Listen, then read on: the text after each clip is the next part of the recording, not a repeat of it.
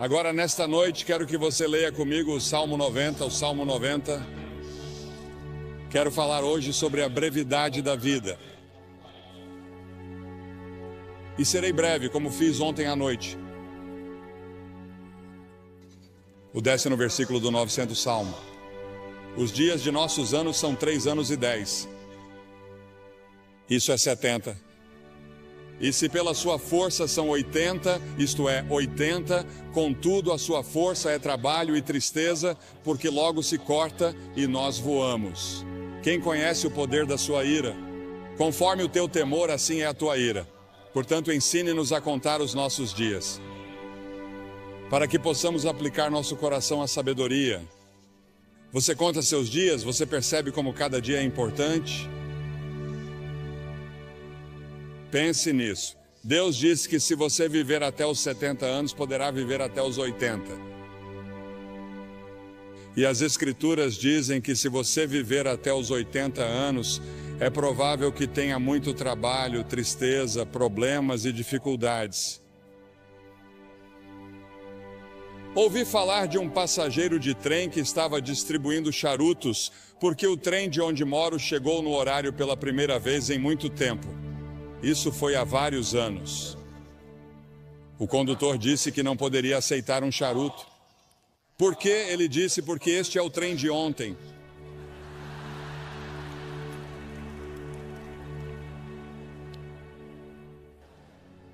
Há o colapso do tempo ao nosso redor. Você sabia que nos dias de Jesus, o mais rápido que uma pessoa podia ir era o mais rápido que um cavalo podia correr? E isso aconteceu até 1830, quando desenvolvemos um motor mais rápido que um cavalo. Pense nisso. Naquelas centenas e milhares de anos, o mais rápido que você podia ir era a cavalo. Depois, em 1910, desenvolvemos uma aeronave militar que percorria 42 milhas por hora. Lembro-me muito bem, como se fosse ontem, quando Lindbergh decolou para Paris e em 33 horas estava em Paris e achamos que isso era realmente incrível. Hoje em dia entramos em um Concorde, ou algumas pessoas o fazem e chegam lá em 3 horas e meia. E em 1960 começamos a viajar pelo ar a 18 mil milhas por hora quando chegamos à estratosfera. Agora meu pai dirigia um cavalo e uma charrete e estamos tentando administrar hoje uma era espacial em uma condição moral e espiritual de cavalo e charrete. O tempo está desabando sobre nós. Quanto tempo ainda temos? O salmista pediu que o Senhor se lembrasse de como o meu tempo é curto. Eis que você fez os meus dias como um palmo e a minha idade como nada para você. 1000 anos aos teus olhos são como o dia de ontem, quando já passou, e como um relógio. Um relógio dura 4 horas à noite. Um dia é o que o Senhor é 1000 anos e 1000 anos é um dia. Aquele que está assentado sobre o círculo da terra e os seus habitantes olham para Deus como gafanhotos. A grama murcha e a flor murcha, diz a Escritura. Os meus dias são como a sombra que declina, e eu me vou secando como a erva, mas tu, ó Senhor, permanecerás para sempre na tua memória, de geração em geração. Pense nisso, Deus permanecerá para sempre, mas nesta terra somos como uma sombra. Estamos todos em declínio e morrendo. Desde o momento em que nasceu, você começou a morrer porque todos nós estamos caminhando para a morte. Cada um de nós está sujeito à sentença de morte. Não haverá ninguém vivo nesta plateia, eu diria que daqui a 90 anos. Ninguém, todos partiremos. E o que você vai fazer com esses anos? Cada ser humano tem exatamente o mesmo número de horas e minutos todos os dias. Você sabe quantos minutos há em um dia? Você sabe quantas horas há em uma semana? Agora, se você viver até os 70 anos, seus primeiros 15 serão na infância ou na adolescência. Você passa 20 anos na cama. Os últimos 5 anos são de limitações físicas e você está reduzindo suas atividades. Isso significa que você só tem 30 anos para todo o resto, 30 anos para viver. E parte desse tempo tem que ser gasto com alimentação, trabalho e cálculo do imposto de renda. As Escrituras fazem esta pergunta: o que é a vida de vocês? É até mesmo um vapor que aparece por um pouco de tempo e depois desaparece. O mais velho de nós não viverá muito tempo. Nosso tempo já está nas mãos de Deus. Deus já tem um dia marcado para você ser levado deste mundo. Você pode estar envolvido em um acidente. Pode ser um câncer, pode ser um ataque cardíaco. Seja o que for, já está definido. E as Escrituras dizem que ao homem está ordenado morrer uma vez, e depois disso, o julgamento. Você estará diante do grande julgamento de Deus para prestar contas de como passou esta vida e o que fez em relação a Jesus Cristo, porque Deus deu seu Filho para morrer por seus pecados. Porque, como você vê, somos todos pecadores. Todos nós temos a mesma doença. Não me importa a cor da pele de vocês. Deus não olha para a cor da sua pele. Deus olha para o seu coração e vê que você tem uma doença espiritual no coração, e essa doença espiritual no coração se chama pecado. E todos nós somos pecadores. Isso significa que violamos as leis de Deus, desobedecemos a Deus, nós nos rebelamos contra Deus, e por termos nos rebelado contra Ele, teremos de enfrentar um julgamento. E Ele vai dizer: afastai-vos de mim. Nunca te conheci. É interessante para mim que as pessoas ricas não possam comprar mais horas. Os cientistas não podem inventar novos minutos. Você não pode nem mesmo economizar tempo para gastá-lo em outro dia. Você tem pouco tempo hoje. Diz que quer guardar para amanhã. Não pode fazer isso. Há urgência no tempo. A Bíblia diz: redimam o tempo porque os dias são maus. Os dias são muito ruins. Olhamos para nossos jornais e não conseguimos acreditar em todos os assassinatos, estupros e problemas raciais, todas essas coisas no mundo todo. Sim, os dias são maus e temos uma grande tarefa pela frente se quisermos que esta terra seja poupada por muito mais tempo. As Escrituras dizem que devemos redimir o tempo. É uma frase do mundo dos negócios. Significa comprar o tempo. Ouvi falar de pessoas que dão o dízimo de seu tempo. Devemos dar o dízimo de nosso dinheiro. 10% do nosso dinheiro pertence a Deus, se você for cristão. Mas podemos dizimar seu tempo. Reserve 10% do seu tempo e diga: Senhor, isso é seu para o estudo da Bíblia, para a oração. Você diz que passamos muito tempo nas rodovias, indo e voltando, e nas interestaduais, presos no trânsito. Você sabe, inventamos todas essas coisas modernas para economizar tempo, mas temos menos tempo do que nunca.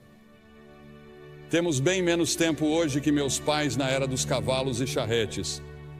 No entanto, temos automóveis e aviões velozes, e estamos correndo de um lugar para outro como loucos. E a maioria de nós não sabe o que fazer ao chegar lá.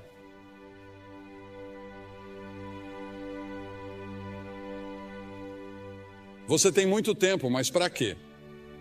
Você tem tempo para servir a Cristo. Você tem tempo para viver conforme sua vontade. Você tem tempo para obedecer a Ele. Você já fez como o salmista disse em 31:15 e se colocou à disposição de Deus quando ele disse: meus tempos estão em suas mãos. Há um filme em exibição nessa área chamado The Commitments. Você já entregou toda a sua vida a Cristo? Isso já aconteceu com você? Ah, você diz sim, eu fui batizado, eu fui confirmado. Vou à igreja de vez em quando. De vez em quando penso em Deus. Mas você realmente se comprometeu com isso? Você está totalmente comprometida com Ele? E você tem certeza de que, se morresse neste momento, iria para o céu? Você tem certeza de que seus pecados estão perdoados? É por isso que Cristo veio e morreu na cruz e derramou seu sangue e Deus o ressuscitou dos mortos.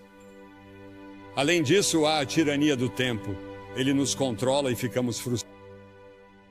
Correr de uma coisa para outra porque achamos que não temos tempo suficiente para fazer tudo o que precisa ser feito. Jesus disse: enquanto é dia, importa que eu faça as obras daquele que me enviou. Chega a noite em que ninguém pode trabalhar.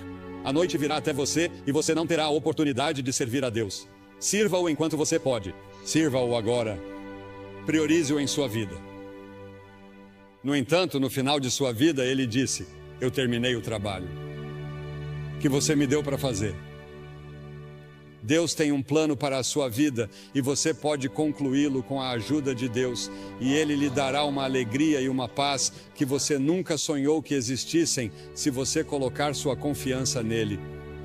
Ah, sim, quando Jesus deixou a terra, havia pessoas que precisavam ser curadas e vidas que precisavam ser tocadas, mas Jesus disse que havia terminado a obra que lhe havia sido designada. Pelo Pai, Deus designou um trabalho que somente você pode realizar. Você é único. Ninguém pode tomar o lugar de vocês. E Deus precisa de você em seu reino. O tempo pode ser nosso aliado ou nosso algoz. Mesmo assim, o tempo é incrivelmente justo e perdoador. Não importa quanto tempo você tenha desperdiçado no passado, você ainda pode ter o amanhã. Adlai Stevenson disse certa vez que o que conta não são os dias de sua vida, mas a vida em seus dias. Precisa comprá-lo. Qual é o preço que você tem que pagar? O preço é que você não tem tempo para certas coisas. Não devemos ficar à deriva, fazendo todos os prazeres, bebendo e fazendo todas as outras coisas erradas. Deus quer que amemos os outros. A principal coisa que Ele quer que façamos é amar o próximo e amar as pessoas de outras raças. A única coisa que distingue um crente dos outros é o amor que domina a sua vida. Sua vida deve ser cuidadosamente planejada. Depois há o término do tempo. Irmãos, o apóstolo Paulo disse em 1 Coríntios que o tempo é curto. No Apocalipse ele nos diz que o tempo não existirá mais. Jesus e seus discípulos passaram os 94 versículos de Mateus 24 até o final do capítulo 25 falando sobre o fim dos tempos. Ao nos aproximarmos do fim dos tempos, lemos em Apocalipse 12 que o diabo estará freneticamente ativo, porque sabe que seus dias estão contados. Sim, existe um demônio. Existe um Satanás. Ele é uma pessoa real e eles são demônios reais e vão lutar por sua alma esta noite, porque Satanás não quer desistir de você. Ele lutará para manter você no reino dele, pois existem dois reinos. Há o reino do diabo e há o reino de Deus, e você tem o direito de escolher em qual deles quer estar. É claro que não sabemos quando será o momento da vinda de Jesus. Em Marcos 13 é-nos dito que o céu e a terra passarão, mas daquele dia e hora ninguém sabe. Portanto, cuidado, vigie e ore, pois você não sabe qual é o seu tempo. Não sabemos quando Deus virá nos buscar. Em Romanos 13, o apóstolo diz que, conhecendo o tempo, já é hora de despertarmos do sono, pois a nossa salvação está mais próxima agora do que quando cremos. A noite já passou, o dia está próximo, portanto lancemos fora as obras das trevas e vistamos a armadura da luz. A Bíblia usa várias vezes a frase "o tempo está próximo". Jesus nos disse para discernirmos os sinais dos tempos. Um dos sinais é que a iniquidade será abundante. Pegue seus jornais e assista ao noticiário. A iniquidade é abundante em todos os lugares. Não apenas em Nova York, não apenas em Nova Jersey, mas em todo o mundo. Quando a lista for chamada no céu, você estará lá? O nome de vocês está escrito no livro da vida? Porque as Escrituras dizem que se o seu nome não estiver no livro da vida do Cordeiro, você nunca entrará no céu. Seu nome neste momento está no que é chamado na Bíblia de livro.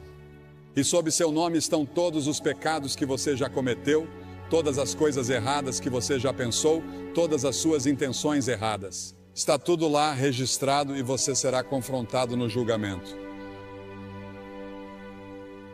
Mas quando você vem a Cristo e se apresenta total e completamente a Ele como Salvador e Senhor, Ele apaga tudo o que está nesses livros e escreve seu nome em outro livro, o livro da vida.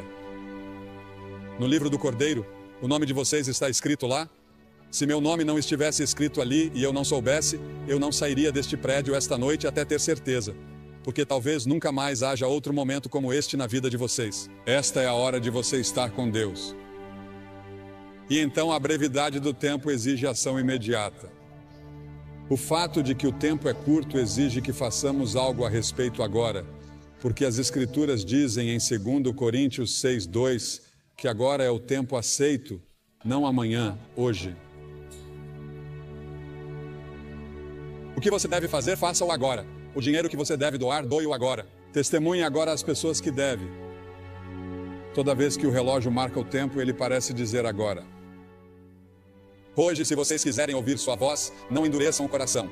Você pode endurecer seu coração.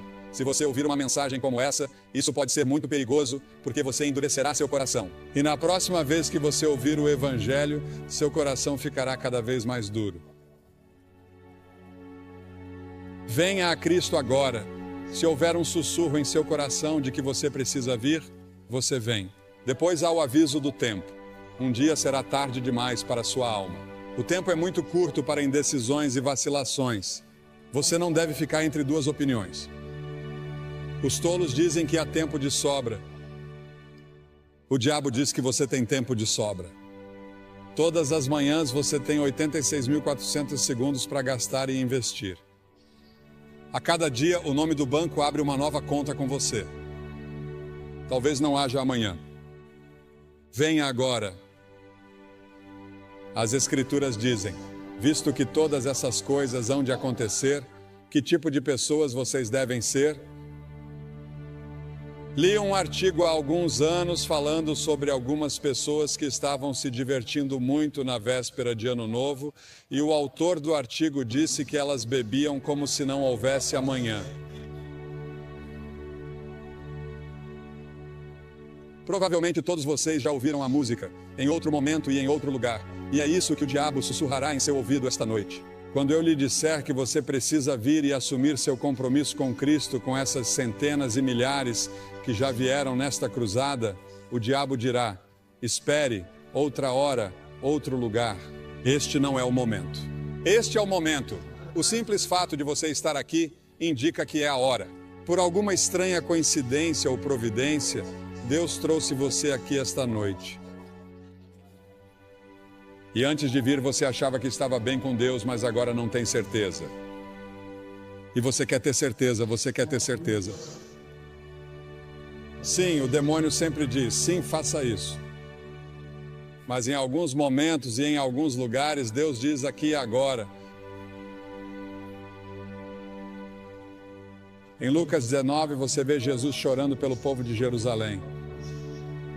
Há um poema que ouvi pela primeira vez anos atrás que diz: há um tempo que não sabemos quando, um lugar que não sabemos onde, que sela o destino do homem para a glória ou para o desespero.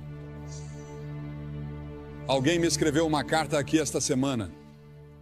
Diz: caro Sr. Graham, em 1957, sua cruzada foi ao antigo Madison Square Garden, na cidade de Nova York. Eu tinha 6 anos.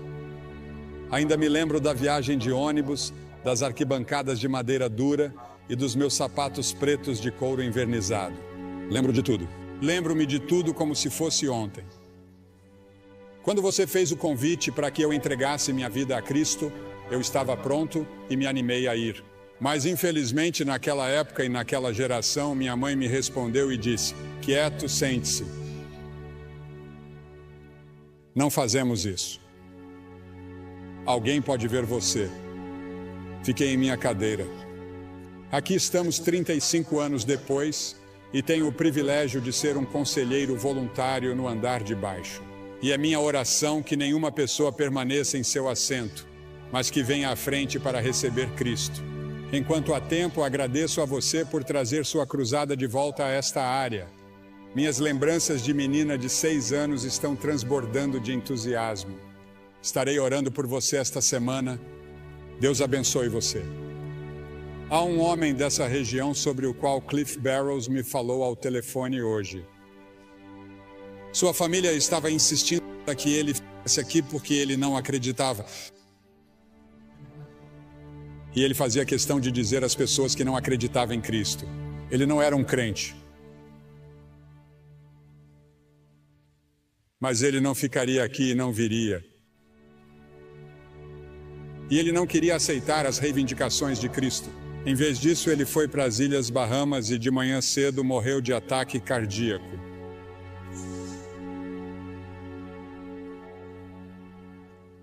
Para ele agora é tarde demais.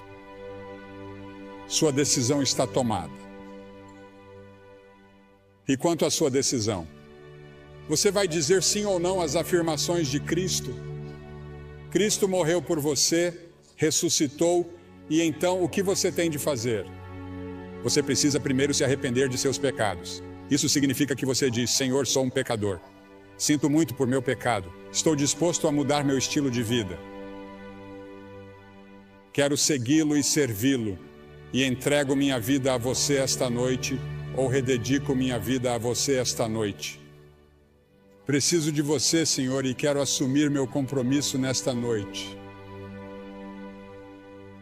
Nessa cruzada, nunca mais estaremos neste auditório. E você está aqui esta noite. Vou pedir que você se levante do seu assento na varanda. Isso levará 1 minuto a mais, portanto, comece agora. Venham e fiquem todos na frente, na minha frente, na frente do pódio.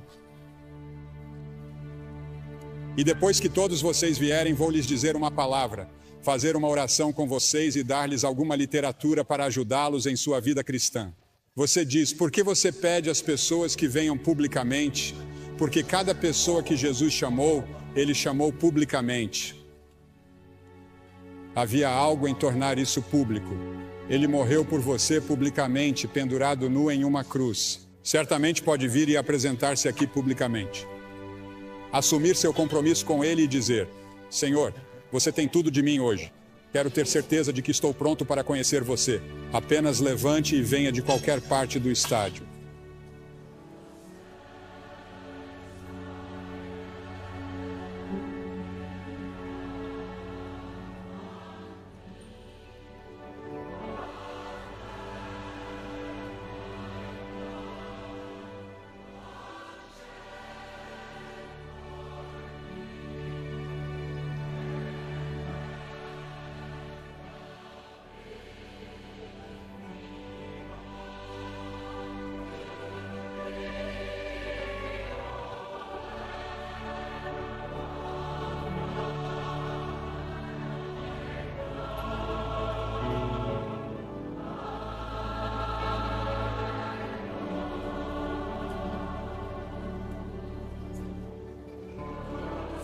Enquanto muitos outros ainda estão chegando, quero dizer uma palavra a vocês que talvez estejam assistindo pela televisão, porque esses cultos estão sendo gravados em fita para serem exibidos no final deste ano ou no início do ano que vem.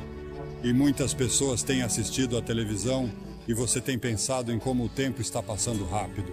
Parece que foi ontem que você era um garotinho ou uma garotinha e o tempo voou. Talvez esteja num quarto de hotel ou num bar. E quero dizer a você que Deus o ama. Ele quer perdoar você. Ele quer fazer de você uma nova pessoa, se você permitir. Você pode assumir esse compromisso onde está agora. Jesus Cristo prometeu que voltaria à Terra. E, senhoras e senhores, Jesus Cristo cumprirá essa promessa. Você está pronto? A esperança da vinda de Cristo deve nos fazer caminhar como discípulos do Senhor Jesus Cristo. Devemos ser sal e luz no mundo e devemos trabalhar como se Cristo não viesse por 1000 anos, mas devemos viver como se Ele viesse esta noite.